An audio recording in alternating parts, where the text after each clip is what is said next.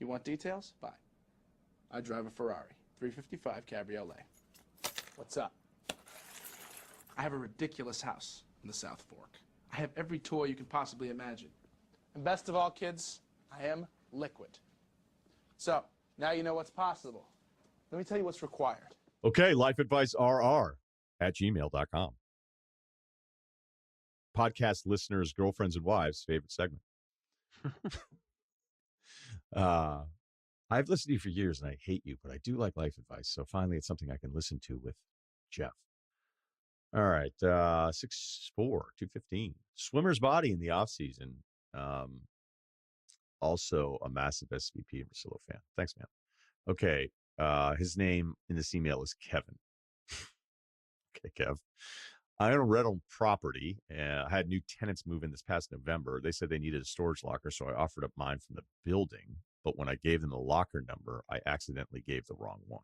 Okay, for those that were, I was a little confused when I first got this one from Kyle. Apartments, storage basement, fenced in area, different fenced in deals. You get assigned one. This guy had one because he owns the unit, but then gave them the wrong locker number. Which isn't just a straight up locker. I'm imagining this sort of like a fenced in thing where your stuff, you can see it, but it's safe because it's your own lock. Fast forward to this past weekend, the tenants want to retrieve an item from it and noticed the lock on the unit wasn't theirs and all of the belongings were gone. I contacted the property management company and they advised that a sign was put on the unit 2 months ago saying they had the wrong locker and if their contents weren't retrieved, this would be discarded. They would be discarded. Clearly, the tenants didn't see the sign and neither did I. And now the contents have been thrown out, donated.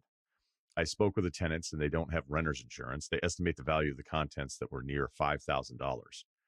Although from an insurance perspective, I'm not liable for this. But from a nice guy perspective, I like to help out as much as I can. If you were in my shoes, what would you do?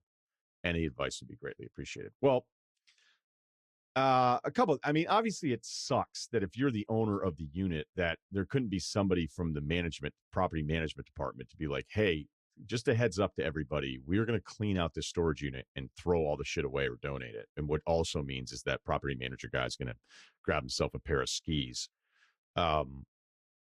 And that part of it's nasty. Like as somebody who had a storage unit once where it was going to be up for auction because, look, I was 26 and I was broke and I wasn't in the greatest place. And the storage facility was on the mainland. So I actually had to take a boat over to deal with it for the day.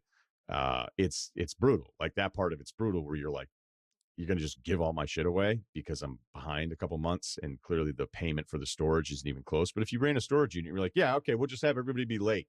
No problem.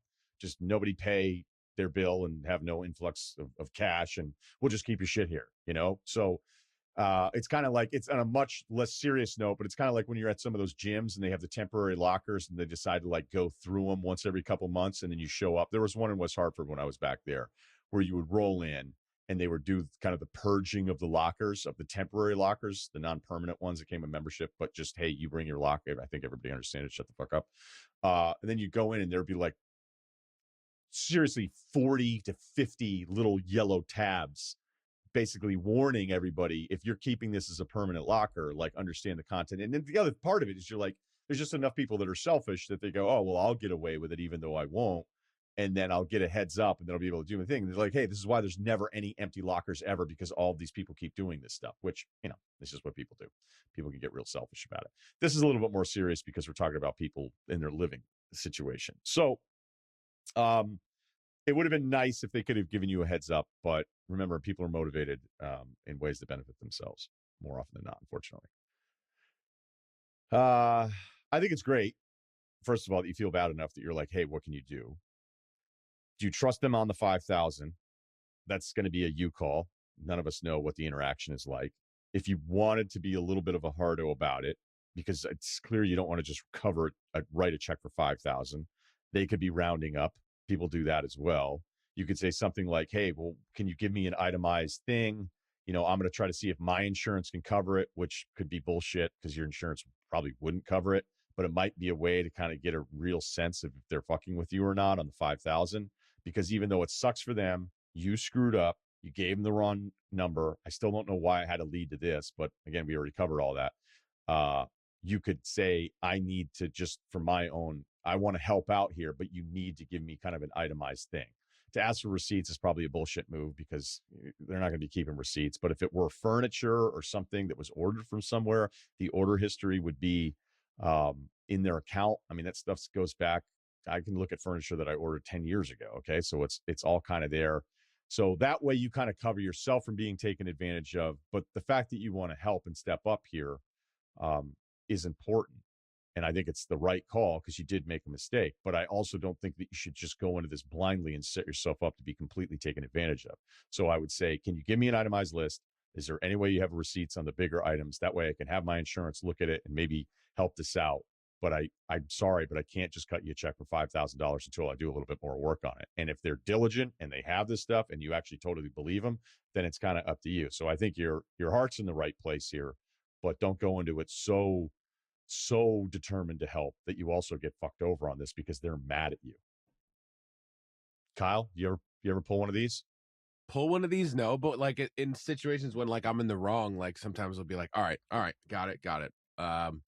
What can we do about this? I mean, and obviously it's not like with what jumps into mind with me was like I was involved in like a head-on crash on like Christmas Day, and I like these two guys like going to work. I just kind of gave them all the money in my pocket, and it was a whole thing. I was a dummy, but it was like immediately I knew I was wrong. Sorry.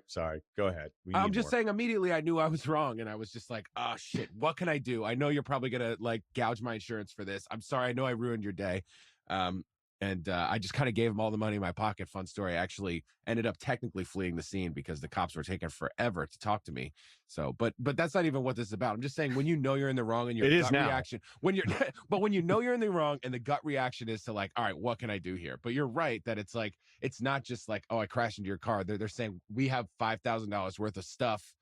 And yeah, I think it's right to want to help, and I think it'd be wrong to not end up giving anything. I don't know, especially I think renters are usually like, I don't know, just especially if they need like to store stuff with, they just probably don't have as many. It's probably not like oh shit, I hate that happened. Like they're probably actually like really suffering from that. So yeah, it's good that you want to help. And I think honestly, I wouldn't say anything other than what you said, which is just like try to see if you can get a little more verification from what the stuff is. And yeah, like if you say you're going to go to your insurance, it's probably not going to happen. I feel like insurance wouldn't even do that if your shit got stolen or whatever.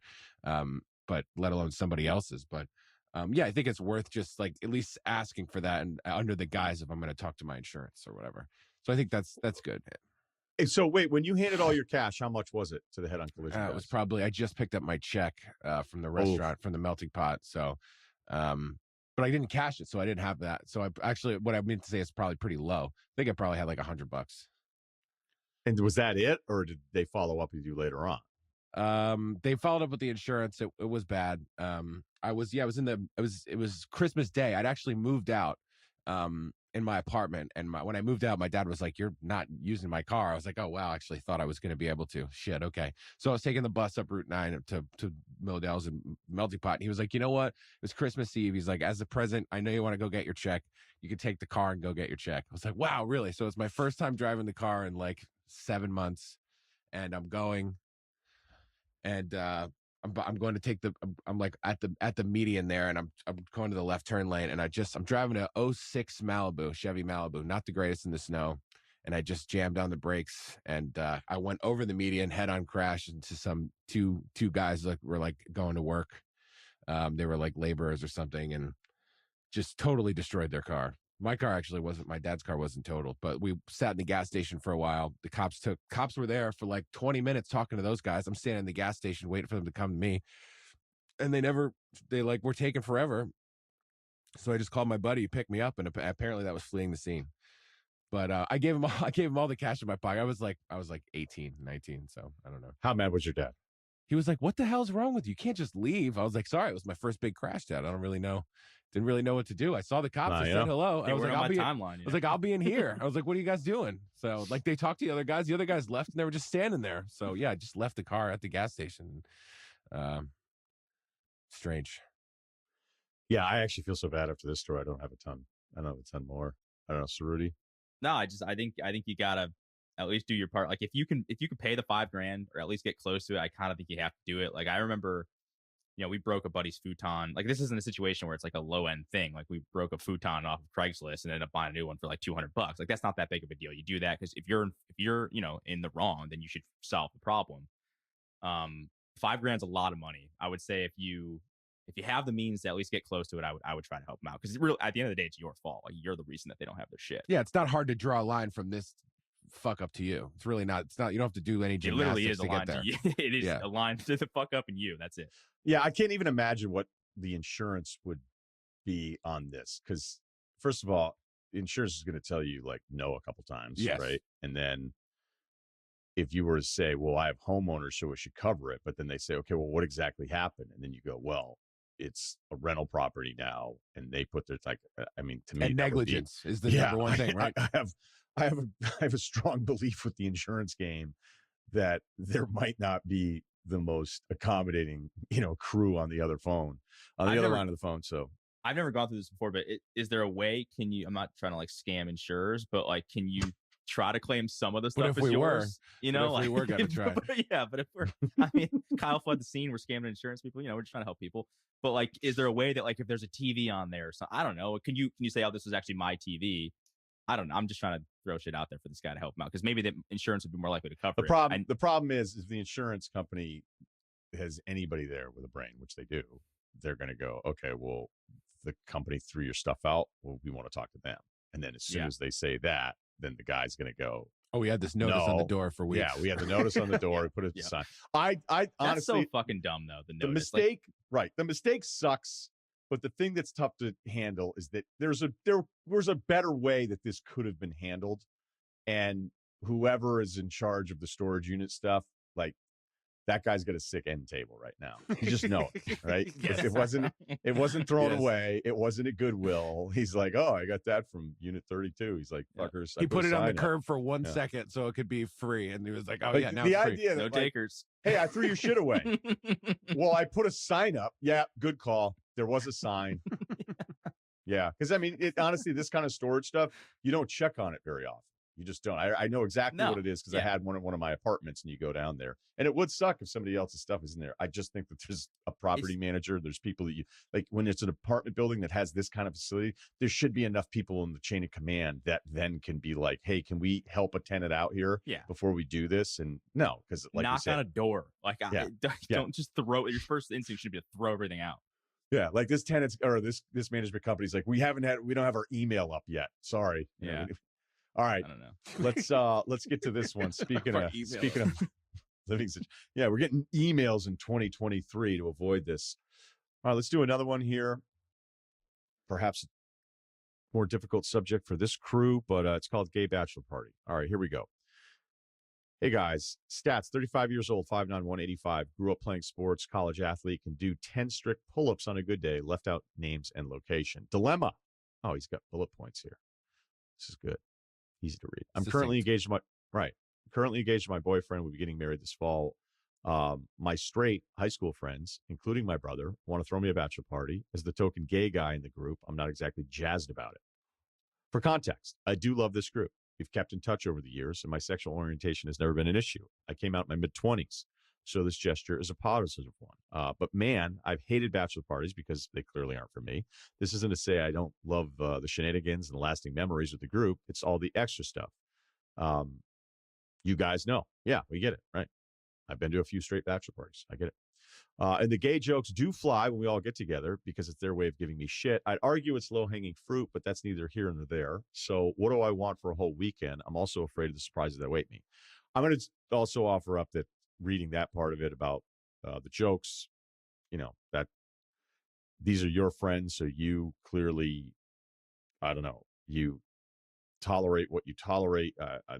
The position against that would be, hey, these aren't your friends if they're doing that kind of stuff. I don't know. I mean, it's just kind of like whenever I read some of the stuff that's more serious issues, I just want to make sure that we're not getting all the emails that would say like, hey, he shouldn't even be friends with these guys because of the joke. So we're just at least addressing that part. But look, this is the guy emailing. These are his friends. This is his perspective on it. He clearly doesn't feel comfortable about the bachelor party part of it, which is more the focus of the email. So moving on. In the past, I've had to take one for the team, meaning just go with it, my friends' bachelor parties. But this is supposed to be for me. It does help that we're now all older and many guys have families, but it also means the thrill of one last banger weekend is coveted. So as much people say this is about me, it's not exactly true. You are 100% on point on that last point. Don't get me wrong. I do have an ideal bachelor party, but it's definitely not with this crew. And I wouldn't want them to go through what I did with their bachelor parties either, which is a very good point. So get to the point. In one sense, I want to shut down any notions of a bachelor party because I'm too old to put up with this stuff. In another sense, I know I can be sensitive and might need to take a step back here. A weekend with the guys doing the things I want to do does sound awesome. Is there a way to play this out with being the killjoy? Do I be upfront about it? That seems to always make it worse, in my opinion. Perhaps I can be proactive in the plans for the weekend. I don't know. I need help, guys. The clock is ticking. All right. Well, look. This is your bachelor party, as you said, but it's rarely on point that as guys get older, like as much as the bachelor party thing can be pretty repetitive and you're like, all right, cool. And depending on if you're a strip club guy or you're not, I mean, a lot of times I think guys like the strip club part of it because it's just another place to drink. And a lot of those places are a little bit looser with when they want to close and all that kind of stuff. And depending on which part of your crew can make it through the night, that becomes like the destination part of it and all, you know what I mean? We understand. Just throw it in a pot and mix it, right? But if I got married and my best friend was planning my bachelor party and he said, well, the three things that we want to do is we want to, we want to volunteer and then we're going to clean a beach and then we're going to do a really nice mellow dinner at Cracker Barrel at 6:00. I'd be like, I'm all for clean beaches, but I don't want to do it that weekend. Like that's not exactly what I want to do that weekend. And it'd be nice if they kind of knew that they didn't want to do this, where it's this kind of put you in the uncomfortable situation. But I would go to whoever it is in the group that has the juice, that has the most respect of everybody else, who likely is planning this stuff out. I would pull them aside and say, hey, look, you know what I'm about. You know what I'm not about. I don't want to turn this into some straight guy weekend where it's an escape for all you dudes while I'm constantly uncomfortable the entire fucking time. And if you do start doing that kind of stuff, or that is the plan, then let me know that, because you already having, as we like to say, pre-anxiety about this weekend, like that sucks, man. Like you shouldn't have to feel that. And you've had to feel it so many other times, whether it's before you told your friends and certainly after, as you admit, that for you in your mid-30s, as you're approaching another chapter in your life, to now have to face this about something that's supposed to be about you, that sucks. And if any of your friends actually care about you, and I would say specifically the one guy that can kind of get the group on the same page and make this about you and have it be things that you want to do and not be at Spearmint Rhino getting a lap dance because it's just not your deal. I mean, you could very simply say to one of those guys and be like, hey, would you be pumped if I took all of you guys to a gay bar? Like, do you guys want to do that? And if they said no, you could be like, yeah, exactly. Like, maybe I don't want to do the shit that you guys want to do. And if we're all still friends at this point, which clearly you are, which I think is great, I don't know why anybody with half a brain would resist that or push back. If some guys want to sidle off and get weird in their own way, let them do that. But I would say, let's go over the itinerary. Let's figure out the things that I do and don't want to do. And I don't know why anybody who calls themselves your friend and is close enough that they would be at your bachelor party weekend would push back on that. So I would try to be forceful and fix this one soon, or just say, well, if that's the plan and it's about you guys and it isn't me, then I don't want to spend an entire weekend kind of bummed out and pissed off because you guys don't respect me enough and want to make it uncomfortable. This isn't, there's plenty of weekends and stuff where I've gone with guys. I'm like, all right, this isn't like, I remember one golf trip and it was like, oh, cool, 3 straight 7 a.m. tee times because you guys want to play 36 holes. You're like, fucking A. But guess what? It's not your weekend. It's that person's weekend. It's what they want to do. And clearly golf tee time is not the same as this, but you get the point. So I actually don't think it sucks that you feel this way, but I can't imagine anybody that cares about you as a friend wouldn't be like, yeah, you're right. Like, let's take care of our guy here. How does, I mean, like I said, never been to a wedding since I was 11, so definitely was never of age for a bachelor party. How does it work? Do you not decide like where you go, or do you still decide where you go, but you don't decide what you do? Are you like kidnapped? Do they put like a hood on you like, how does this stuff work? We've never kidnapped anybody at ours. No, Anyone not like that a I've fun ever way been to get it started. No. No, there are guys that take it really seriously, Yes. like really seriously. And there's like a team captain that makes all the choices. Like, how does it work? I don't think there's like anybody has a C on their chest, but it'd be the best man is usually in charge of putting together all the Okay. plans. So that's And a it good way to depends- decide that. Got it. Right. It depends on the dynamic of your crew. The age thing is big because the first couple bachelor parties for our group, it's just right out of central casting. Vegas. I mean, loser town. So like does he decide where you're going? Is he like, we're going to New Orleans, or are you like, hey, I'd like to go here? And then he's like, all right, we'll figure it out. Like, and then where's the money come from? Like, does the guy is the bachelor not supposed to ever pay for anything? Is it he's like not supposed to pay for No, anything. not pay for anything? No. Okay, this is all new to me. I mean, I can tell you from my scene, we had a couple Vegas ones, and then by the time I got married, my bachelor party, we were kind of all sort of Vegased out and partied out at that point. And I was just like, hey, I want to be on a lake somewhere, like water, kind of alone, house to Vibes. ourselves. I invited Russillo, didn't show up. Ouch. Heard. And it was awesome because we were all kind of on the same page. But I was the one basically dictating like whatever I wanted. I didn't say, hey, I want this house on this place or whatever. I was like, hey, like maybe somewhere in Maine on a lake, secluded. Best man went out, found it, did it, and then we all kind of like got on the same page. And I think that's probably what you should do. I will say though to this guy, there are like weddings aren't always about the people that are getting married. Like I learned that a lot kind of in my wedding. Like my dad wanted a stag so bad, and I had no interest in having a stag whatsoever. But I did it because my dad wanted to do it. I know this is a little bit of a different situation. Like you don't want to like just rage with some of these guys because you don't feel like you have a lot in common with them. But maybe there's a best of both worlds thing where you can go somewhere cool, but you don't have to do all the dumb events that they want to do that you don't have to. Like maybe you can split up into two parties because sometimes in bachelor parties there are camps of people that want to get weird and other people that kind of want to just chill. So maybe there's a best of both worlds situation where you can kind of find a middle ground there. Yeah, I think the best way to do it, go to the one guy that's kind of putting it together. This is what I want to do. This is what I don't want to do. You guys are in your 30s now, so I think that's to your advantage. And again, as we say this all out loud, it sucks that any of this sort of has to happen. But I think the best way of looking at it is the same rules apply. You just go, hey, I don't want to be the guy that ends up at the strip club and it's like some sort of thing that's funny because, I'm not laughing. Right? Like and if a guy wants you to in your friend group is like, no, this is what we're doing, then fuck that guy, And if those guys want to like Rudy said, if they want to go and get weird on their own, then they are also allowed to do that. If they don't want to sleep, don't sleep. Yeah. You Go can ahead, chill in the keep hammock, going. dude. Fine. Who gives a fuck what they're doing? Go ahead. Final question about bachelor parties. How close to the wedding is it? So are people doing all this crazy shit like a Night week before the before. wedding? What? I'm just kidding. Oh, okay. months out. Although I think Maybe once I- or twice? I think it has happened. I saw something. I've seen guys have kind of like multiple things, and I'm not. That's very rare, very rare. But I don't know how much I should share here, but I remember there was a night before situation for That a guy's sounds wedding, crazy. and Let's like the Hangover. he was basically taking it to the deadline of the vows. Is my point. And So guys were like, He was "Whoa, in rough what-" shape. No, he was like, I'm not married yet. And we were like, what the fuck are you doing? And he's like, I'm not. We were just like, I don't know if that's Was the that his worst mantra? guy. He just kept saying it. It's like, everything's okay. I'm not married yet. We were just like, dude, guys were like, what is going on? We're like, he's getting married tomorrow. And we were just like, Over under 6 months on that one. I'm not going to add anything else to it. Okay. All right. I don't, because they know what Under. it's going to happen is that I'm going to have college guys It'll be texts. asking, wait a minute, and it isn't any of those guys. It's a completely like unnamed moon satelliting.